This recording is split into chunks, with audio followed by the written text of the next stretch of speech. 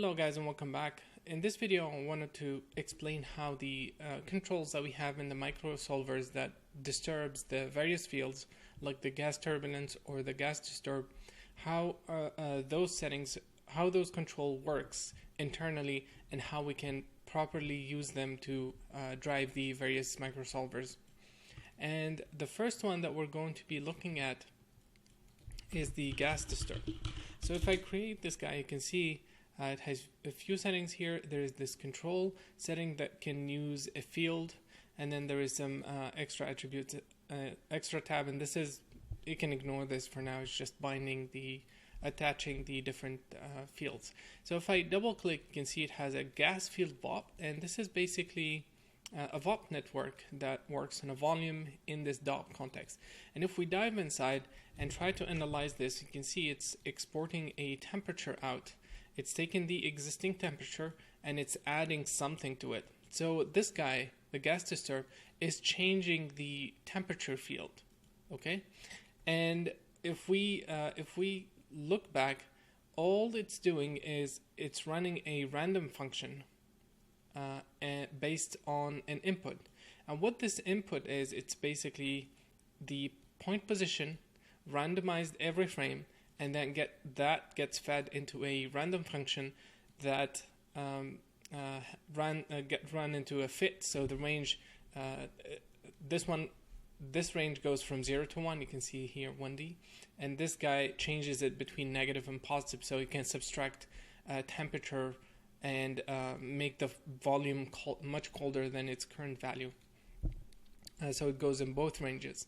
And then these are just the extra controls, the user control field that we're going to look at as well. So let's see. So all it does is it runs a random function. And what I've done, I've created I've run a high-res sim of the example that we've created. And I've cached out the temperature, the velocity, and the density. Okay, and I want to run the same VOP in the SOP context and see how that affects the volume. Okay, I'm going to go back to a later frame so we don't have a lot of data. I'm going to remove everything except the density field. Okay, and what we know from the temperature is it basically causes the volume to go up. So we're going to assume that whatever is going to happen to this volume is it's going to cause it to go up. Now in the sim it's going to be much more interesting because there is the advection and it's changing over time, but in here we're just going to do it one time. So let's create a volume VOP. Let's dive inside. Let's actually turn on the lighting so we have something. And then what I'm going to do is I'm going to create a volume sample.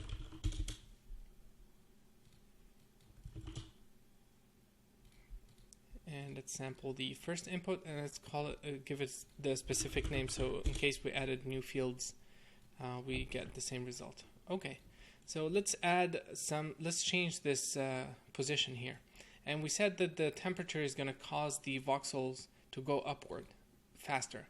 So I'm going to take the P position, split it into 3 vectors, and then put it back into a vector. Float to vector. I'm going to leave the X and Z as they are, and then we're going to add some offset to the Y component. And let's plug that back in. Let's create a constant. And now we can, let me turn on the auto update, and now we should see the volume go up. Let me increase this.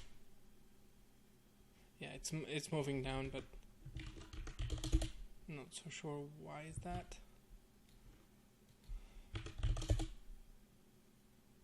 And now it's clipping because we're reaching the boundaries of the domain. You can see it here. We can fix that. We can use I need to convert this into a VDB, so let me convert it into a VDB. And then use a VDB activate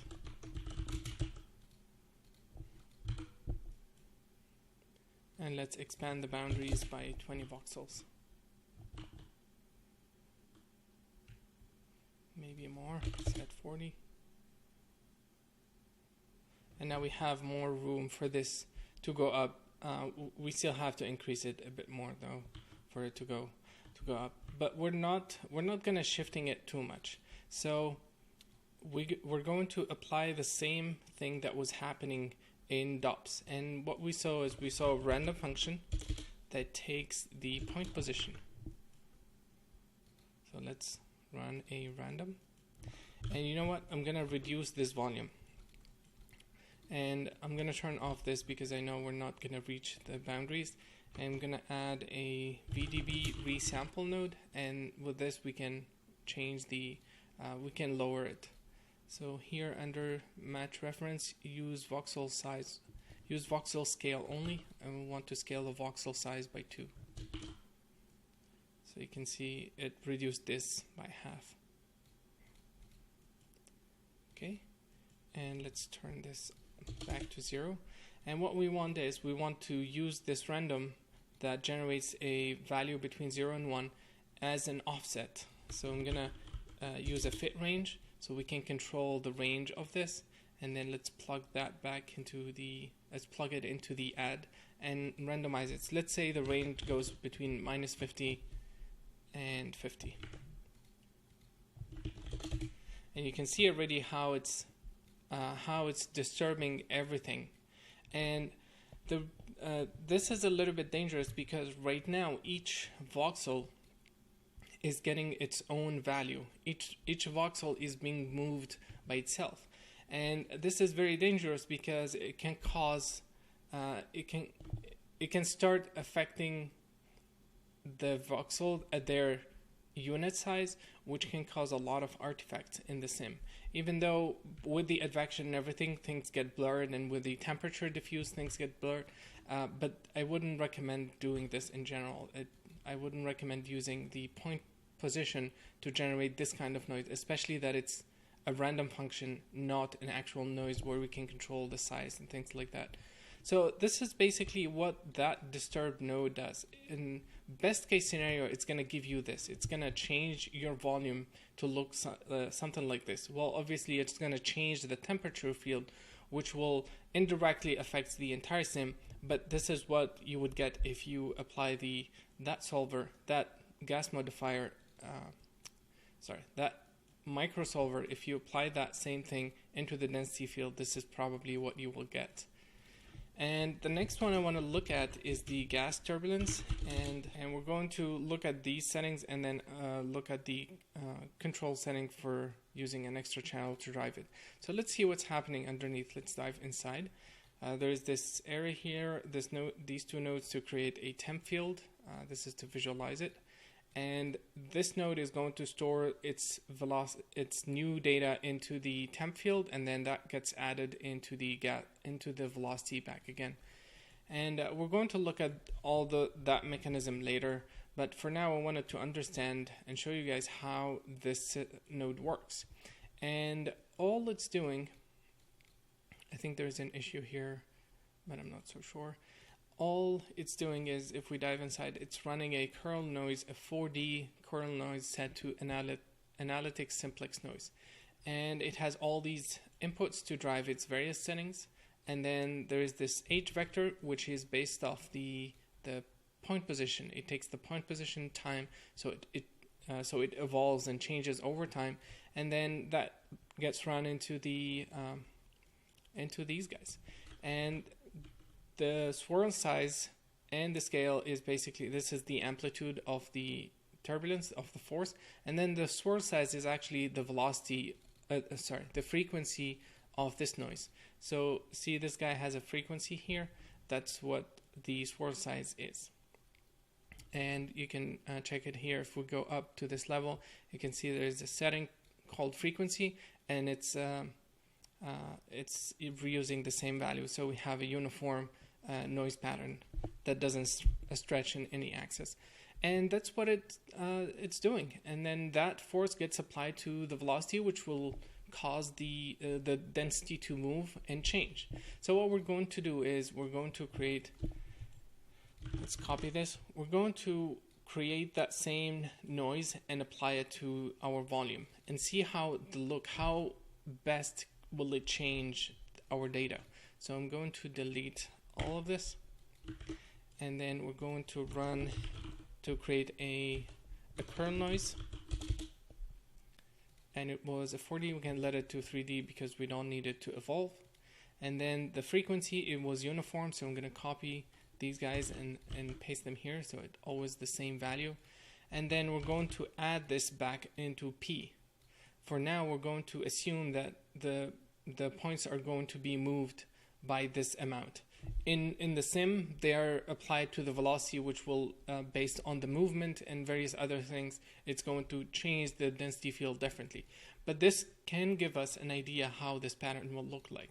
So let's change it to analytical Turbulence noise, and let's play with the frequency. Let's set it to 0.1, and let me go back and turn off this resample so we can see the volume better. Okay, and let's increase the amplitude.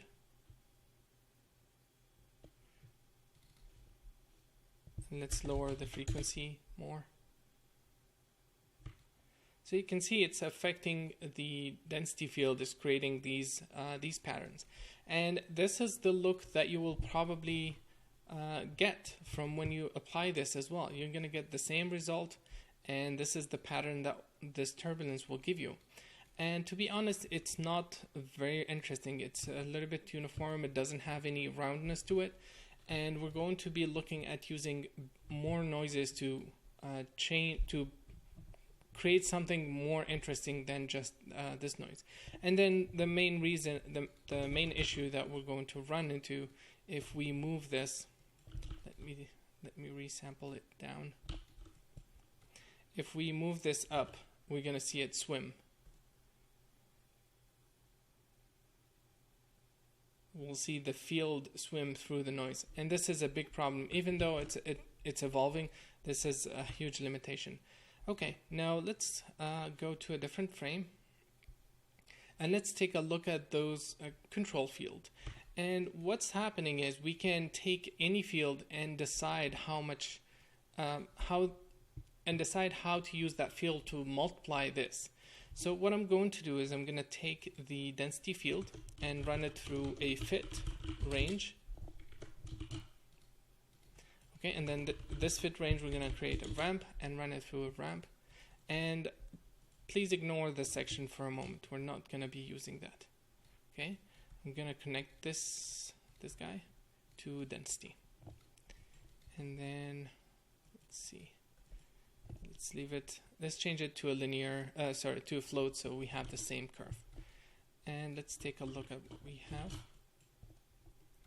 Everything is gone because we need to set it back to a linear ramp. And now you can see the data is coming back into the visualizer. Now this curve here, if we go back under the control setting, you can see we can turn it on, and we have a control influence, so all of this will affect the sim, and then we can tell it to this is basically the fit range. If we have a density that goes between 0 and 0 to 0.1, we better set this to those ranges so we can squeeze in more information. And then if you like to remap the data, you can turn on the remap field and use that. So for now, I'm not going to do the mixing. We're going to just have 100% effect from this multiplier. And let's see what we're going to do with this. So the first thing is, I think we're capturing the density properly.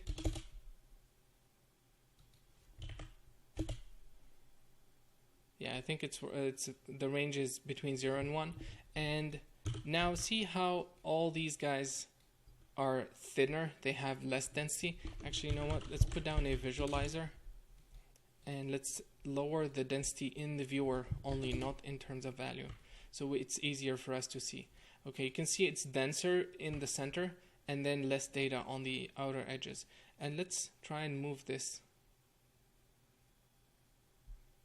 See, now it's clipping it started clipping that data, which is the lowest density of the sim.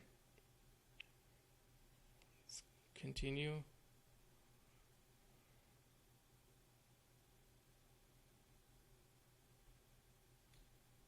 So see, I reached this point, and the fit, we're not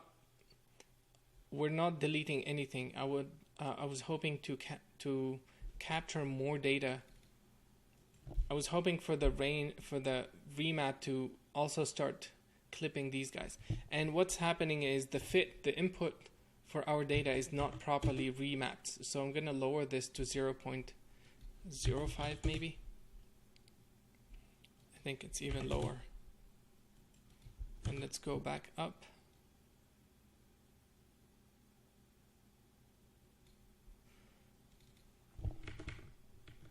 Sorry, I think I'm gonna increase it to 100. Yeah, so the remap, we need more information to capture that. But even 0 to 100 is too much. Okay, let's change it to 0 and 10. I think this should be good. Cool. So now we have better remapping, and if we start changing this, we should see much better clipping. Cool. And this is what we're going to be using as a mask.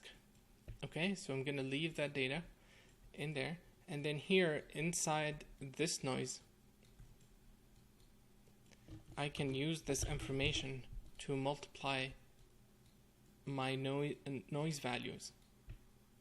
Okay, let's connect that, and then let's plug back this result.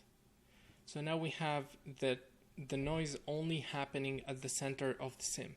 Let's increase this to 40 so it's drastic, and you can see it already. It's only happening inside. Okay, and this is what the mask is going to do. It's going to take a field and remap it, and we can take any other field. For example, an easy way to do this, we can take the temperature field. I'm going to go back because it's here. We can take the temperature field, set it to 1, and now we have the temperature displayed. We can change the display to black body, and let's copy this guy, paste it here, and let's try to squeeze in a better range, because right now everything is coming to this value. So 0 to 10, not working. 0 to 100, let's try 0 to 5. And we need to set this to temperature as well, sorry, for both of them. Okay, try 0 to 1. Maybe even lower, so we can get some white areas.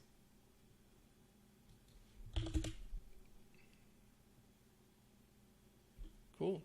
And now we can use this as well to clip any low temperature from the field, and we can use that as well. See here, I'm isolating only the super bright areas.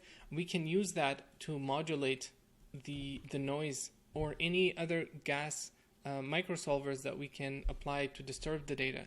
We can use this as a modifier, and this is basically what's happening inside the gas field valve. We have a remap. It takes in any field. You can give it any name, and it will remap, use it to in this as a multiplier, and then that gets used to multiply the noise that is added to the velocity, so you only affect specific area. And the best thing that I found when you try to tweak these values is to import the data in SOPs and visualize this properly. You can use the gas field valve, which has this clipping. So for example, if I'm only interested, let me copy this. So if I'm only interested in the density, let me set this to 0. Okay, I can say, okay, let me set this back to 1. And let's set this to 0.1. No, set it to 10. Okay, you can see now we have a better remapping of the data. Maybe 10 is too high. but it could work because we don't need to affect those small areas. So let's say my input is the fit is between 0 and 5, and then we can start clipping. We can use this to remove any low density areas, so we don't have them affected at all, because we want that. We don't want the modifier to be disturbing that that data. So cool. The other thing that we can do is we can also invert these maps, which is a bit hard to view, but let's say I clip this data like this, and then I liked all this to be intact, but I want everything else. Okay, so what I'm going to do is I'm going to set this to 1 here, and then I'm going to set this to 0.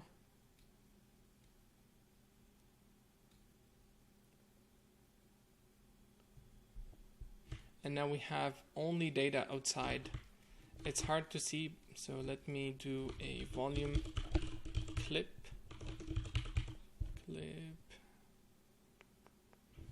Volume slice. Let's do a volume slice, see if we can display this. And we want the density. Cool, so you can see we have a mask masking everything else except the interior. You can see it here, it's empty as well. And this is very powerful because we can take this noise, for example, here, and leave the sim as it is, and then only affect, let me copy this so we can have a copy, and then only affect the areas, maybe something like that. See, now we're affecting everything that is outside, and this is good as well because we can change the silhouette, just the thinnest part of the sim. We can affect that and leave everything inside intact, because we want, if there is any interesting behavior inside the core of the sim, we don't want to affect that. So we may invert the mask, for example, to apply it only to the thin areas of the sim. And I think that's pretty much it. This is how the microsolver works. They change various fields in the sim, and then there is a control to a field to mask them or tell them exactly where they need to be applied. Thank you so much for watching.